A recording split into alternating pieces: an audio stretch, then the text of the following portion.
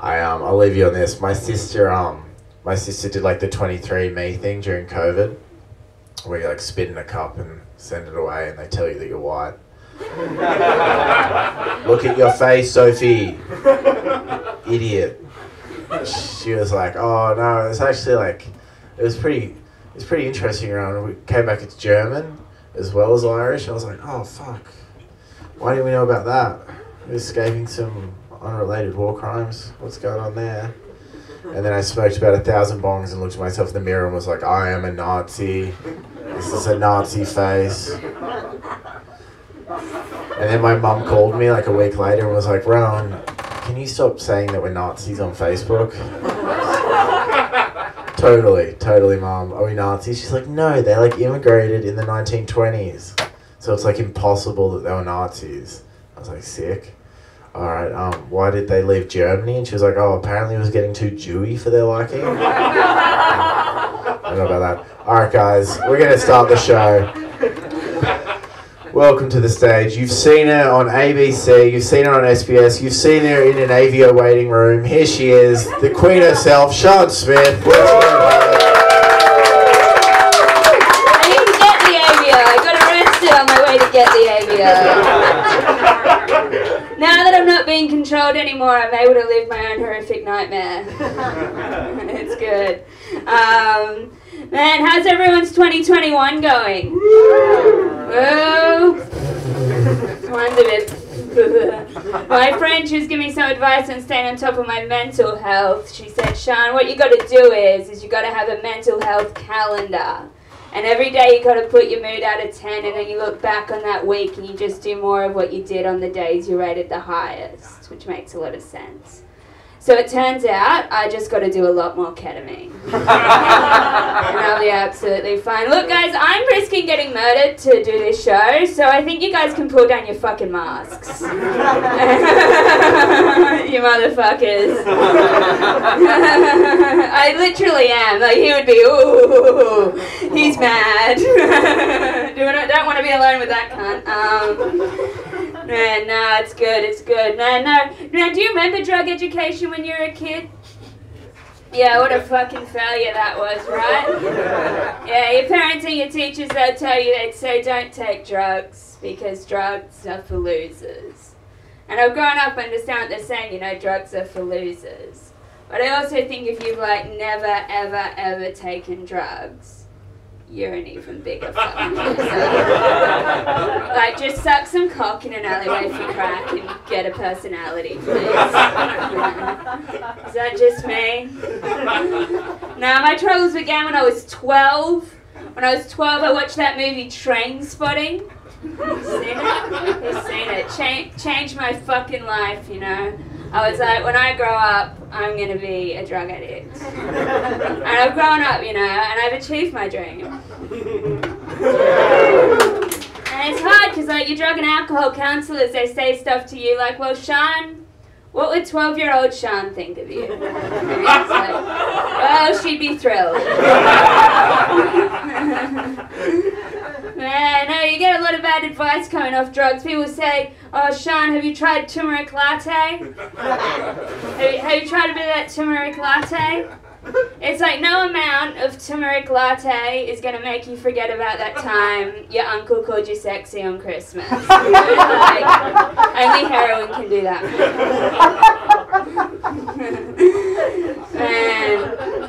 Man, what about that, what about that Ivan Milat?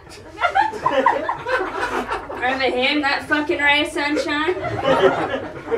I was watching a documentary on that Ivan Milat, and I was watching a documentary, and they were interviewing the main investigator involved in the case, and the main investigator said, what we knew at the time about the suspect is that the suspect we were looking for, by the nature of the crimes, is that the suspect we were looking for was bisexual, you know?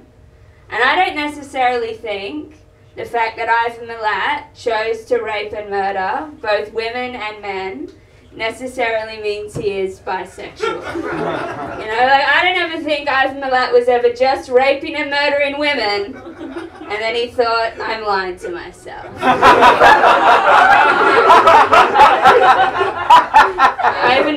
My pronouns are they, them.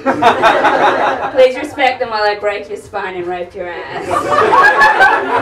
Let's have a bit of fun tonight.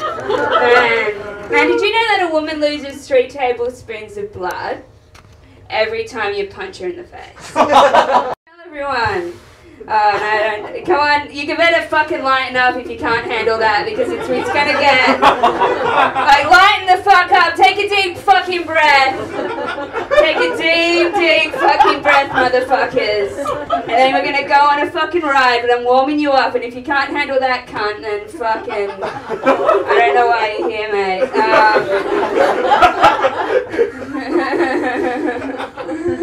No, I used to do this job, right, where we used to go into prisons and we used to meet inmates. And one time we were going to meet these guys and they've been convicted of murder, and that was pretty intense. And after a while with these guys, I just had to ask them, you know, so like, how'd you murder them? And one of the guards brought me aside and he was like, Sian, you can't ask him that. It's rude. Like,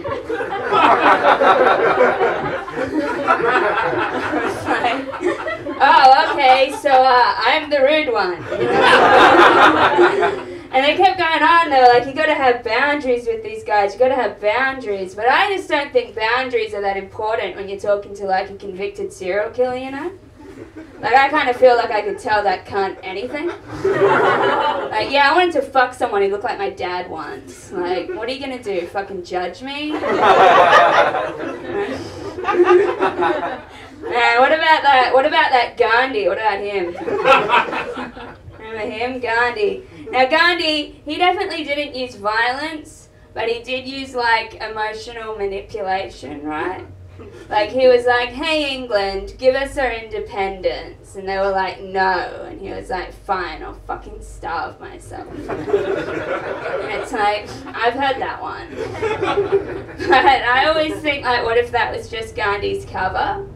And he was just covering up, like, a terrible eating disorder? Right? Like, to the public, he was like, I'm doing it for you guys. But when he got home and was alone, he was like, Gandhi, you're a fat whore! Oh, man.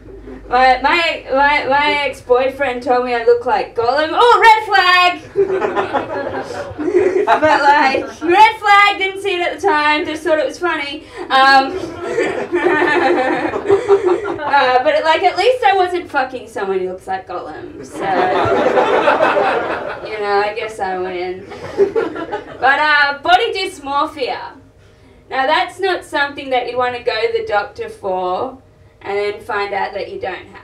You know, you're like, hey doc, I think I got body dysmorphia. He's like, nah, you're just very level-headed.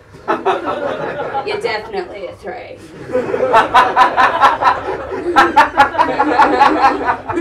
I'm currently being treated for mania. The doctor said, has your sex drive increased? I said, who's asking? No, I did try and get treated for mania, but then it turned out I was just being gaslit to an extreme. But oh man, a lot of Northern English people have joined ISIS. Have you heard that? I was watching a documentary about it. A lot of Northern Englishers have been joining ISIS. How fucking random is that? ISIS will like reach out to them on Twitter and convince them to join the Islamic State, which makes me think that the Syrian-Iraqi border would be a lot like the Australian outback. You know, full of Northern English backpackers. Except this time they're not fucking fruit picking. This time they're like, Allah Akbar, innit? Like, heard under Sharia law you can have like 7 wives, wouldn't mind a bit of that.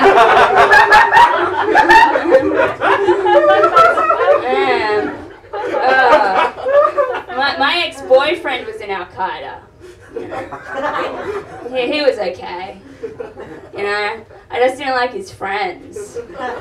Like, you know when a guy's like really good one-on-one, but then when he gets with his friends, he just turns into a bit of a dick. And I didn't like who I turned into around him, you know. I'd be wearing a suicide vest in Martin Place. And I'd be like, this isn't me. I love your passion, baby, but this isn't me. When I say my ex-boyfriend was in Al-Qaeda, he kind of was. And it wasn't cute Lebanese couple owning the kebab shop. You know, I had so many. Sorry, I fucked that joke up. I had so many forbidden friends. They were like forbidden under Sharia law. You know, and it wasn't like cute, like Lebanese couple in the kebab shop Sharia law. It was like fucking Islamic State Sharia law. Like I'll shove you to the ground if you fucking talk to that cunt Sharia law. You guys are gonna have to line the fuck up. You guys are gonna. It's gonna get rapey in here. So can we all take a deep breath? Come on, motherfuckers. Motherfuckers. Nah, you're not my audience, but I'm gonna fucking do it anyway. I've got like long lost friends in the audience tonight who are gonna be like, Sean, you didn't tell us any of this. I'm gonna be like, yes, prize. I've been living in a horrific nightmare for the past 8 years. I'm not allowed to say that because of defamation, but I don't really give a shit. Nah, man, I was reading up about that Osama bin Laden. Remember him, Osama bin Laden? Now, I read that Osama bin Laden used to read poetry to his kids before they went to sleep at night. You know, that's not a great thing to find out. You know, that the guy that orchestrated 9/11 did a better job at parenting than my father ever did. Like, while Osama bin Laden was reading poetry to his kids at nighttime, my dad had abandoned us and was in Bali getting a tattoo that said loyalty.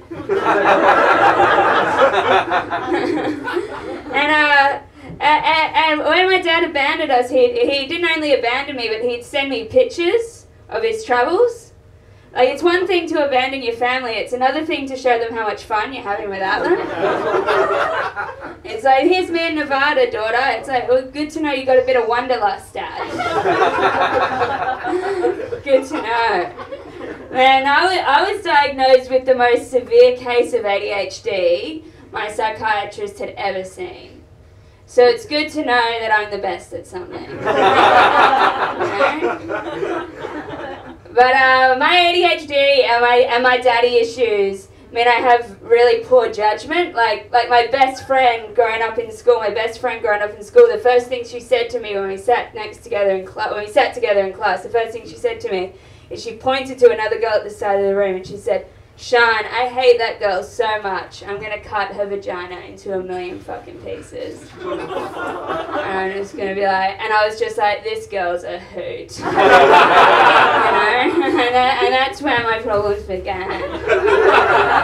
Yeah, I got stuck in a pretty dysfunctional relationship. I went through a bit of that DV, bit of the old DV. Give me a round of applause.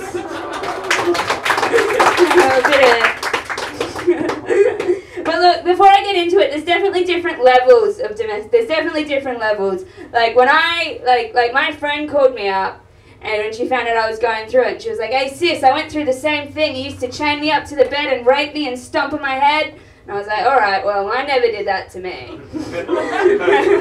Mine was a much more inner west Newtown PG-13 TV, I think we'll call it. But no, the first time my partner raped me, it was obvious. Because I said no, and he said, I'll kill myself if you don't make me come. And I thought, well, you can't argue with that, you know. Oh, I don't want this ray of sunshine to kill himself. And I was mad about that. I was mad about that. But because of my abandonment issues, I was more mad about the fact that he didn't come on holidays with me to the Gold Coast straight after. Like, I was like, come on, babe, relax and unwind after that big old rape. Kick back and relax. I didn't even want to send him to jail. I wanted him to go on a summer holiday. Like, oh my God, you're just in such a fucking world. No, one time, like, he smashed a phone in my face and, like, cracked my head open because I was making too many memes. And I'll tell ya, it's pretty bad for your self-esteem when someone wants to murder you for being yourself, you know?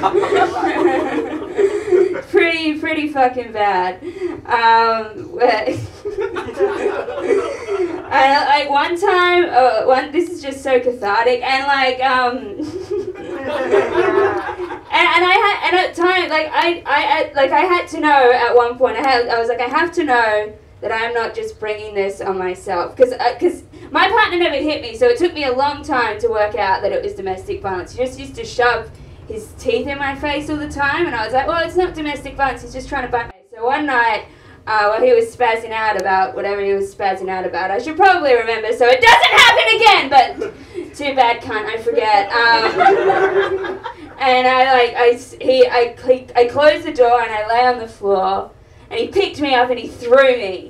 I was like, well, I definitely didn't deserve that one. But all the other times, well, I deserved it. Because I thought it was to be the one situation of domestic violence where I deserved it, you know, for making too many memes.